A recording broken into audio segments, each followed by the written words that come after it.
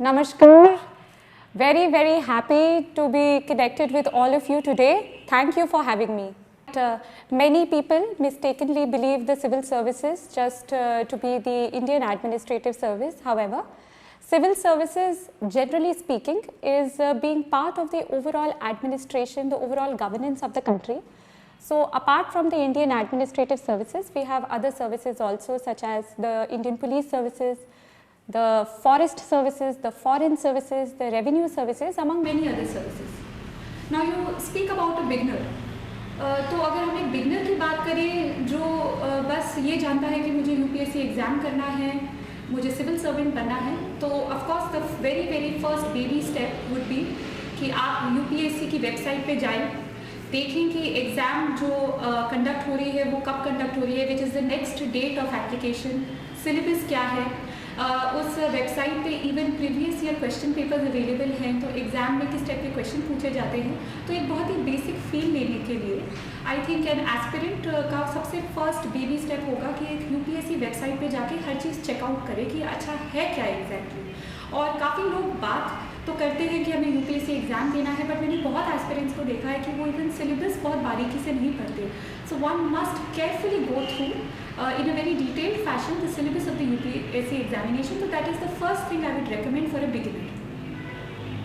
UPSC examination is divided into say 3 phases. So the first phase is that of the preliminary examination, जिसमें objective type questions, multiple choice questions पूछे जाते हैं. The second part of the examination is that of the mains examination, which is comprising of the written papers, and the third part, the third phase is the interview or the personality test.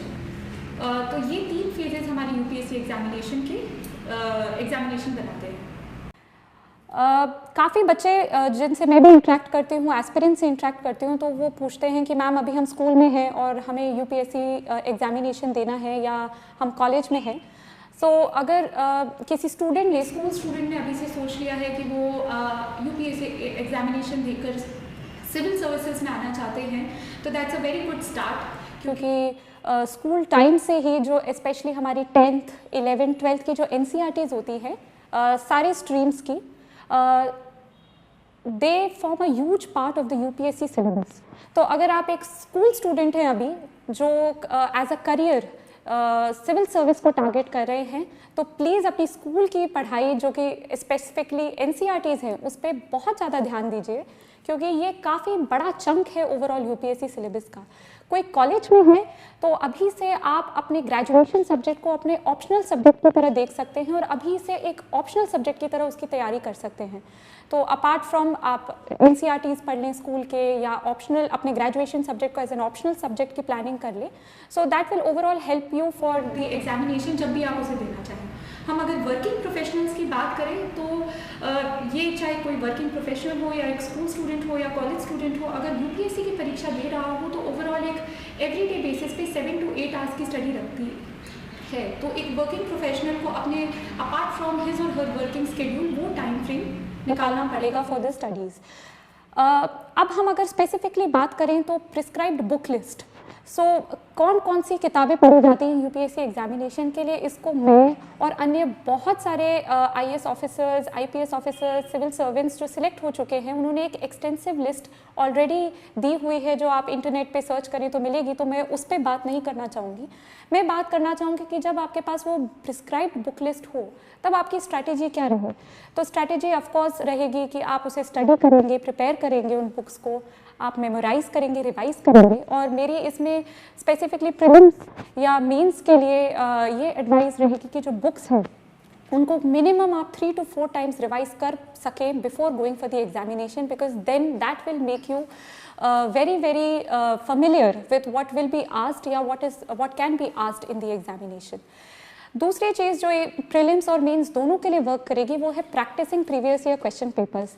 तो आप previous 10 years के question papers को बहुत extensively study करें, उन्हें attempt करें, उसके questions देखें, उससे आपको आइडिया भी लगेगा कि किस टाइप के क्वेश्चंस अगली एग्जाम में पूछे जा सकते हैं। इसके अलावा मॉक टेस्ट पेपर्स जो आपको मार्केट में मिल जाएंगे, जो वेबसाइट्स पे मिल जाएंगे, कोचिंग इंस्टीट्यूट्स में मिल जाएंगे, बहुत सारे जरिए हैं। तो जो मॉक टेस्ट पेपर्स है उनकी बहुत अच्छी प्रिपरेशन करें, क्योंकि वो आपको बताएंगे कि करेंटली कौन कौन से ऐसे क्वेश्चंस हैं जो यूपीएससी अपनी एग्जामिनेशन में पूछ सकता है।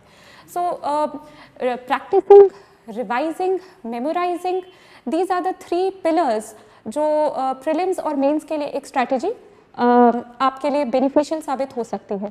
फाइनली अगर हम बात करें पर्सनालिटी टेस्ट के लिए, तो बहुत सारे एस्पिरेंट्स इस पे भी बात करते हैं कि मैम हमारे स्पीकिंग स्किल्स अच्छे नहीं है, कम्युनिकेशन स्किल्स अच्छे नहीं हैं। तो ऑफकोर्स पर्सनालिटी टेस्ट जो कि इंटरव्यू है वो काफ़ी ज़्यादा निर्भर करेगा कि आप कितना अच्छा अपने जो आपके ख्याल हैं, जो आपके थॉट्स हैं, how well you can put them into words. So of course you have to improve your speaking skills, and again ये प्रैक्टिस से होता है। सो आप चाहे मॉक इंटरव्यू टेस्ट लें या सिंपली एक मिरर के सामने प्रैक्टिस करें, but you have to practise how you present your thoughts in words and expressions. Apart from that, interview के लिए आप ऑलरेडी डिटेल्ड एप्लीकेशन फॉर्म जो भरते हैं उसमें आप खुद की ही बहुत सारी डिटेल्स बता देंगे, what has been your educational background, what are your hobbies, what are your extracurriculars, what are your interest, और काफ़ी सारे क्वेश्चंस इंटरव्यू पे जो आप खुद इन्फॉर्मेशन इसमें सप्लाई करते हैं उसी से पूछे जाते हैं।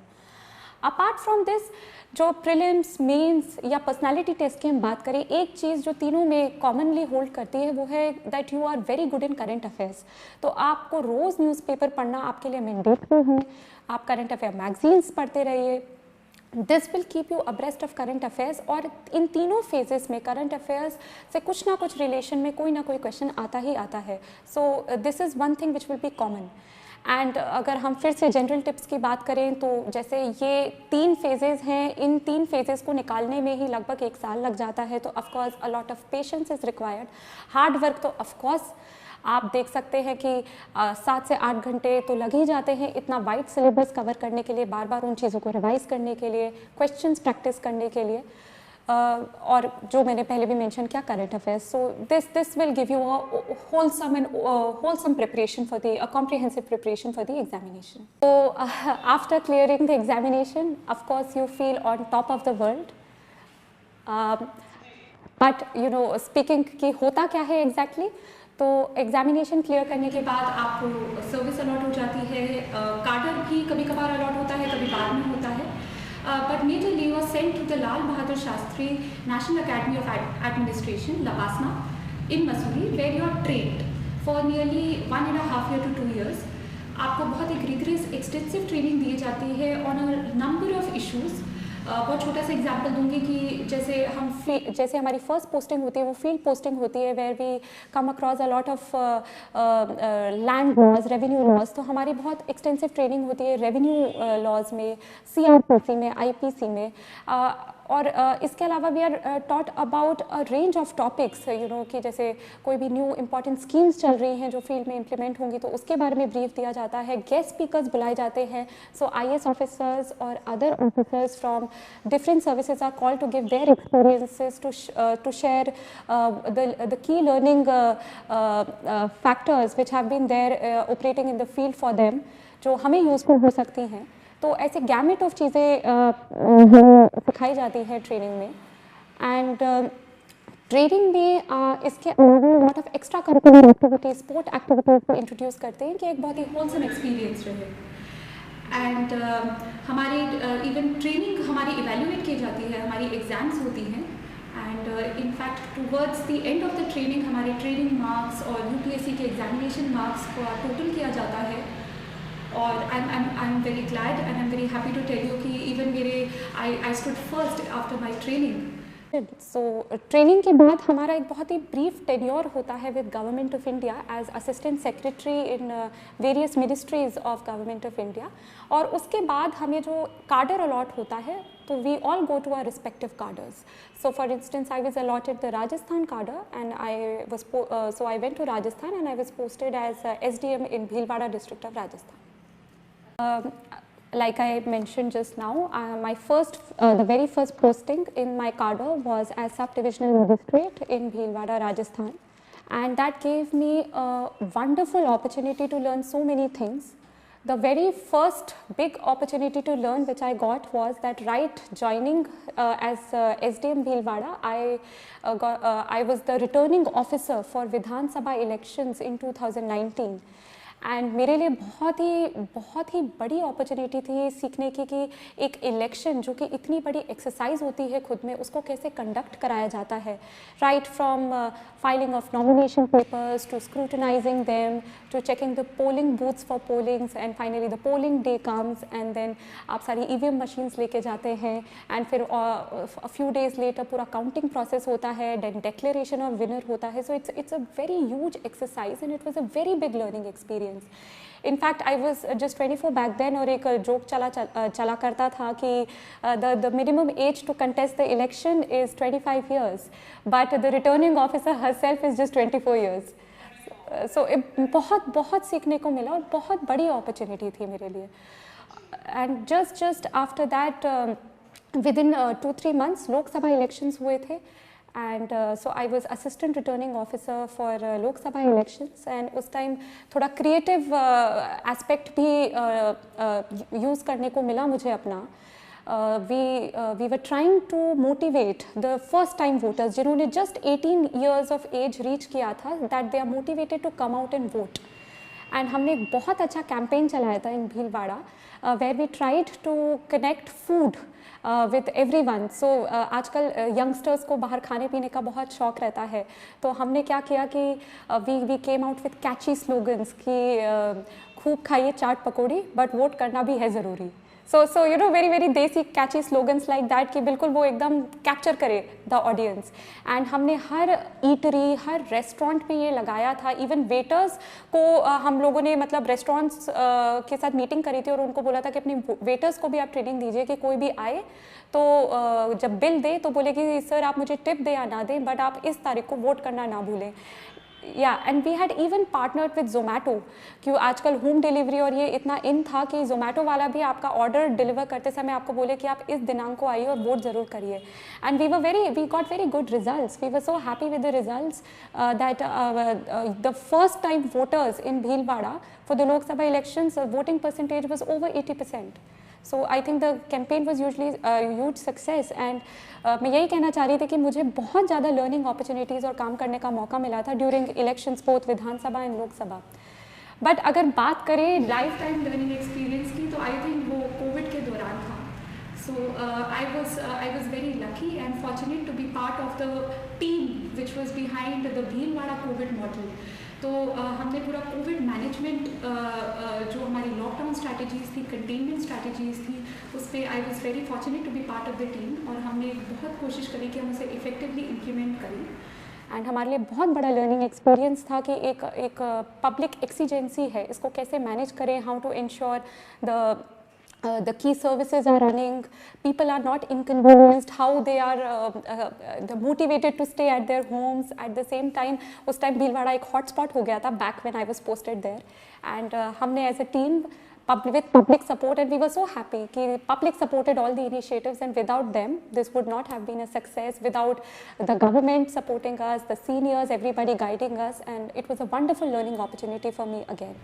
फिर after Bhilwara I was posted as chief executive officer Zila Parishad in Sri Ganganagar district of Rajasthan and my tenure there was very brief, just for 4 months, but again a platform where I could learn so much. So to just tell you, being a chief executive officer of Zilla Parishad, you get to monitor and implement effectively all the schemes of Panchayati Raj and rural development, say MG Nareka, Swachh Bharat and the likes.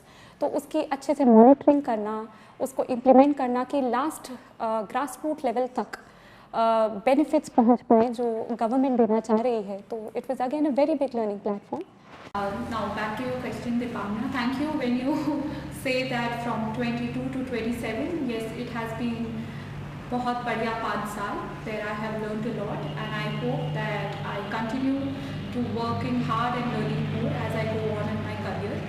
I think, of course, there are highs and there are lows, and especially when there are lows, it is the love and support of my family and friends which keeps me going. And as my mom always tells me कि अच्छे कर्म करते रहो, फल की चिंता मत करो. That is something, you know, which motivates me constantly. And you know, we fall, we learn, we rise, and we'll always rise. So that's what Gets me going when the going gets tough. As honorary advisor to BRICS CCI, I am very happy to announce that a lot is lined up for the youth under their youth leadership program. So a variety of training and workshops are going to be held to train the youth in overall career counseling, their personality development and grooming. So for all the youth watching us today, please keep a tab on the activities which are being planned on the BRICS CCI Young Leaders Initiative page. Apart from that, I think a very big international youth dialogue is soon going to be held on International Youth Day. So that's also one thing to watch out.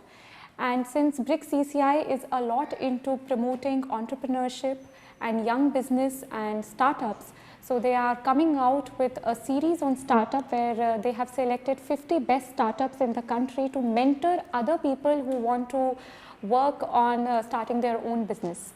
So there's a lot coming in, lot coming up, and there's a lot in store. So all those who are interested, please keep a tab on what all is being planned by BRICS CCI.